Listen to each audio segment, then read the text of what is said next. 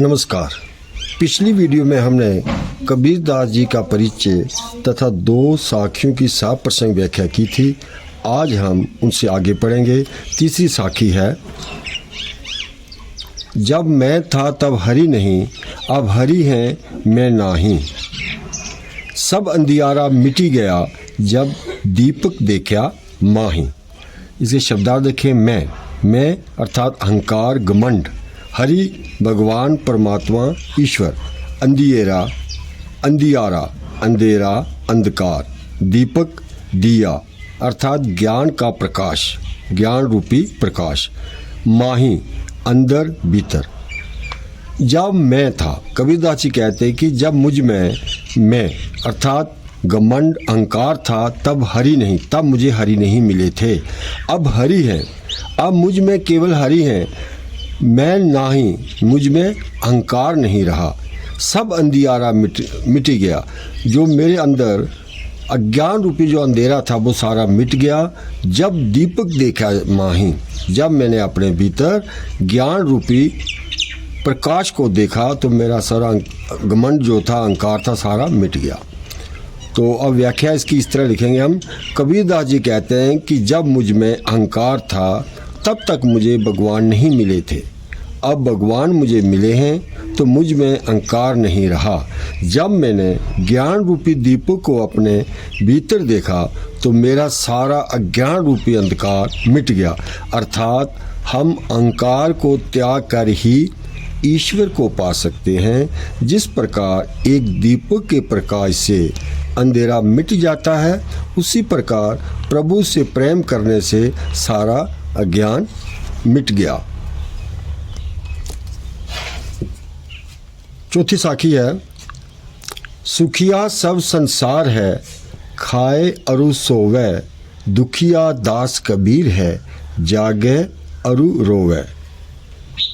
सुखिया इसका अर्थ है सुखी, अरु और सोवे सोता है, दुखिया दुखी, दास भक्त, रोवे रोता है। कबीरदास जी कहते हैं कि सुखिया सब संसार है। ये संसार है सारा सुखी है। लोग मज़े से खाते पीते हैं और आराम से सो जाते हैं, लेकिन ये कबीरदास जो है ये दुखी है और ये जागता है और रोता है। किस लिए रोता है? ये अपने उस प्रभु से, ईश्वर से मिलने के लिए। तो व्याख्या इस तरह से लिखेंगे इसकी। कबीरदास जी कहते हैं कि सारा संसार सुखी है। लोग आनंद से खाते पीते हैं और आराम से सोते हैं। अर्थात लोग सांसारिक भोगों को ही सच्चा सुख मानकर इनमें डूबे रहते हैं। भगवान के प्रति उनके मन में जागरण नहीं हुआ है। जबकि मैं भगवान का भक्त बहुत दुखी हूँ। मैं प्रभु के प्रेम में जागता रहता हूँ और उनके वियोग में रो रहा हूँ। अर्थात मैं भगवान के प्रेम में जाग रहा हूँ और उनसे मिलने के लिए तड़प रहा हूँ, इसलिए मैं बहुत दुखी हूँ।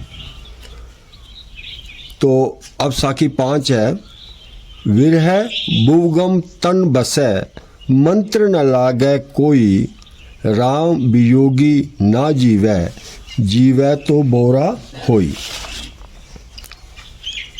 ये शब्दार्थ देखें हम इसके पहले। विरह वियोग बिछोड़ा, भुवगम सांप, तन शरीर, बसे रहते हैं बसते हैं, मंत्र उपाय जाड़ फूंक, वियोगी विरह में तड़पने वाला, जीवै जीना, बोरा पागल। तो व्याख्या इसकी करेंगे। प्रस्तुत साखी में कबीरदास जी कहते हैं कि जब विरह रूपी सांप शरीर में बस जाता है तो किसी भी मंत्र का उपाय का प्रभाव नहीं होता है। वैसे ही राम अर्थात ईश्वर के प्रेम के विरह में तड़पने वाला व्यक्ति जीवित नहीं रहता और यदि वह जीवित रह भी जाए तो पागल सा हो जाता है। अर्थात प्रभु के प्रेम में तड़पने वाला व्यक्ति संसार की माया के बंधन तोड़ देता है और लोगों को पागल सा दिखाई देता है। तो आज के लिए हम इतने करेंगे, शेष जो 3 साखियाँ वो अगली वीडियो में करेंगे।